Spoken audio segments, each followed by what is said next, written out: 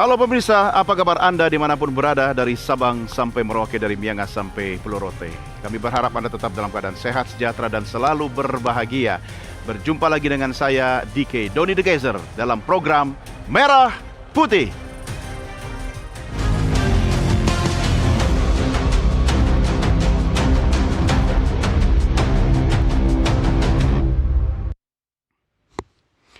Langit Jakarta kelabu petang hari. Api membara di Kalibata bersaksi pilu. Dua nyawa melayang karena amarah tak terkendali. Hukum dan nurani kini diuji di depan mata publik seluruh negeri. Kericuan hebat pecah di depan Taman Makam Pahlawan Kalibata, Jakarta, pemirsa. Saya, Anda menjadi saksi menyaksikan peristiwa itu melalui beragam media dan viral melalui media sosial. Dan kita tahu bahwa peristiwa itu menyebabkan dua nyawa melayang. Amarah massa tidak terbendung, bahkan sejumlah kios dan kendaraan dibakar. Situasi berubah menjadi mencekam. Kalibata mencekam. Malam ini kami ajak Anda untuk berdiskusi tentang peristiwa itu. Kita tidak mencari atau memperbesar permasalahan, tapi bagaimana mencari solusi konkret agar peristiwa seperti itu tidak akan terulang lagi di kemudian hari. Kami sudah hadirkan narasumber yang menjadi panelis dalam diskusi Merah Putih kita malam ini. Saya ingatkan Anda, selain bisa menyaksikan melalui layar Nusantara TV, simak juga tayangan kami melalui live streaming di channel YouTube Official Nusantara TV. Jangan lupa like, share, subscribe, dan silahkan kalau ada komentar, pertanyaan, layangkan, tuliskan di kolom komen atau chat media sosial kami. Langsung saja kita menyapa panelis Merah Putih malam ini. Di sebelah kiri saya, psikolog forensik yang sudah tidak asing lagi, Reza Indragiri. Mas Reza, apa kabar? Alhamdulillah. Sehat? Mas. Alhamdulillah sehat, Mas. Terima kasih sudah bersama kami. Kemudian di sebelah Mas Reza adalah Ketua Indonesia Police Watch, Sugeng Teguh Santoso. Pak Sugeng, apa kabar? Kabar baik, Sehat. Mas Reza. Sehat. Saya mau menyapa ke sana ya. Iya, Pak Sugeng belum segmen pertama udah tegang aja, Iya. Pak. Oke, terima kasih Pak Sugeng sudah bersama kami. Kemudian di sebelah kanan saya, ini adalah salah seorang pedagang atau pengusaha yang terdampak dari peristiwa Kalibata mencekam itu, Heni Maria. Kak Heni, apa kabar? Baik, Sehat? alhamdulillah sehat. Terima kasih bersama kami. Dan di ujung kanan, ini adalah Ketua Divisi Hukum Persaudaraan Timur Raya atau Petir, Nefton Alvarez. Bang Nefton, apa kabar? Puji Tuhan, baik. Petir. Oke, mikrofonnya jangan lupa. Puji Tuhan, baik. Kenapa dibilang petir, Bang? Ya, Kenapa dibilang petir? petir itu. Jangan lupa mic-nya, Bang Nefton. Nah, Petir itu singkatan dari Persaudaraan Timur Raya. Jadi itu di dalam organisasi ini tergabung seluruh provinsi Indonesia bagian timur. timur ya? Iya, Dari iya. mana? Dari Bali ke timur? Ya, dari Bali ke timur. Oke, mantap. Mari sama-sama kita mulai diskusi malam ini. Sebelum kita berbincang, kita simak dulu tayangan yang berikut ini. Dua orang matalang, penagih hutang atau debt collector, harus kehilangan nyawa usai dikeroyok.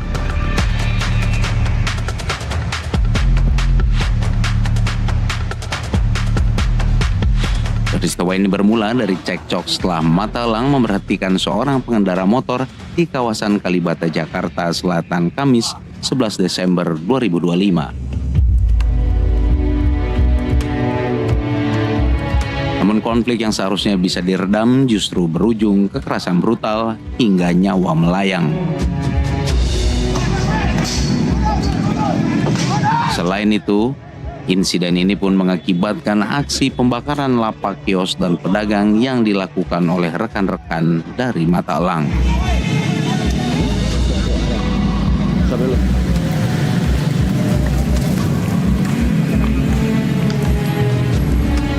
Pertanyaan publik pun menguat.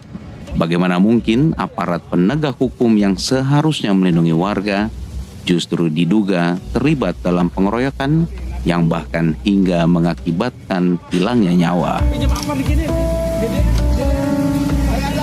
Di tengah janji reformasi dan profesionalisme aparat Polri, publik kini menunggu Jakarta Selatan. Malam ini Merah Putih akan mengulas tuntas apa yang sebenarnya terjadi, bagaimana proses hukum berjalan, dan kemana arah keadilan.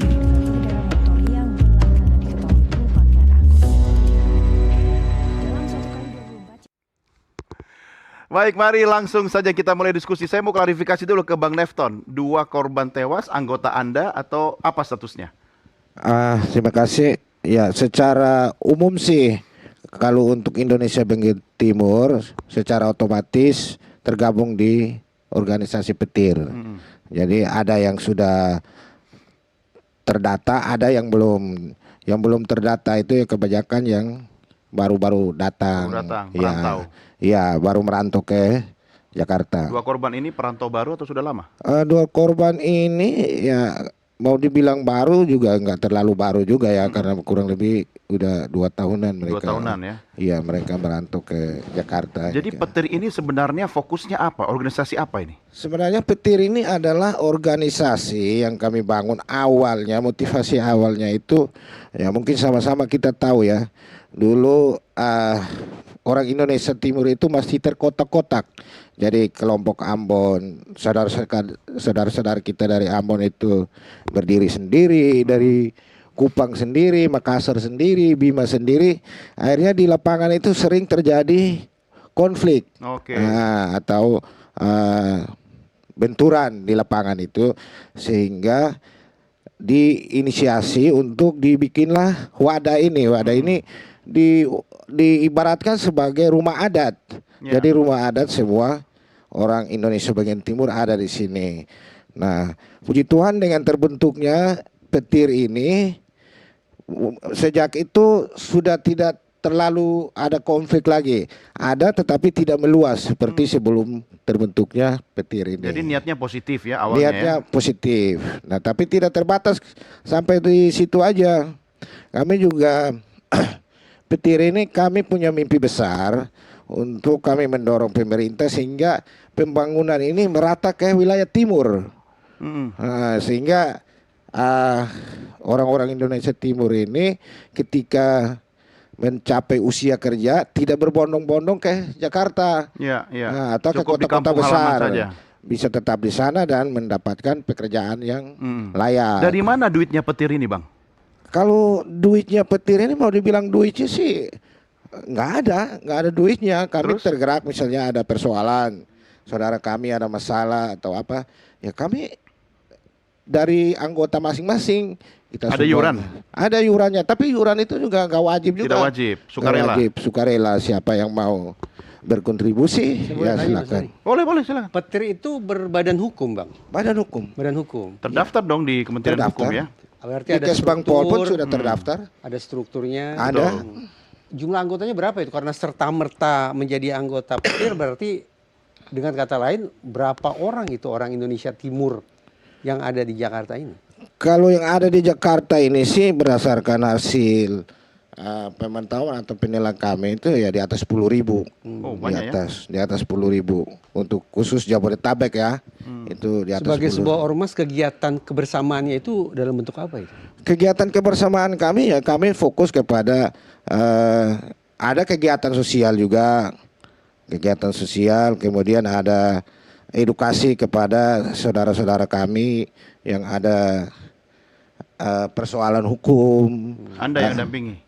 Iya, kebanyakannya sih saya hadir di sana karena Misalnya kasus-kasus apa itu? misalnya saya contohkan pernah di tahun lalu ya, saya lupa bulannya bulan berapa, ada saudara kita dari Ambon. Dia ini ada temannya dia orang Betawi, motornya dirampas sama ada saudara kita dari Sumatera. Nah, Dia minta iparnya tolong. ya Dia minta tolong. minta tolong, datanglah mereka untuk tujuannya mengambil kembali motor ini.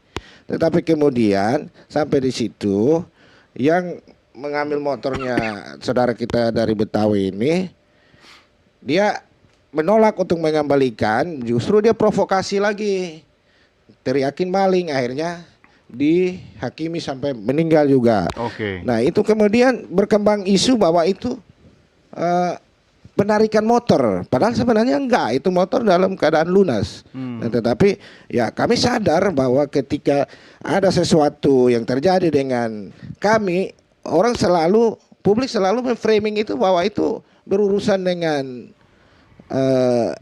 tarik menarik kendaraan. Tapi 2 korban Kalibata profesinya betul sebagai debt collector. Iya, profesinya sebagai debt collector, lebih tepatnya mereka ini di jalanan atau yang disebut sebagai matelang. Diorganisir oleh petir atau mereka?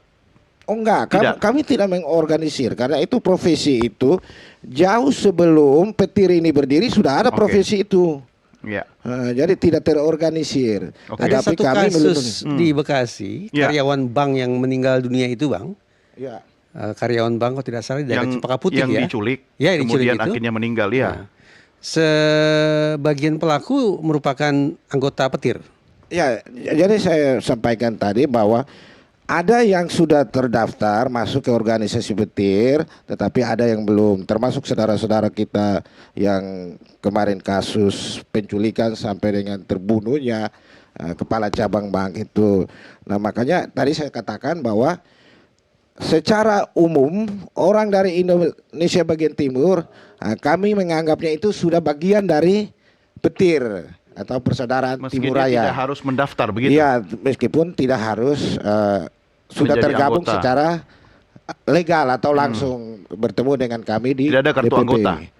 Kartu anggota ini kami karena memang keterbatasan jadi belum seluruhnya anggota petir itu memegang kartu anggota. Tapi bagaimana Anda bisa mengakui bahwa 2 korban itu betul anggota petir?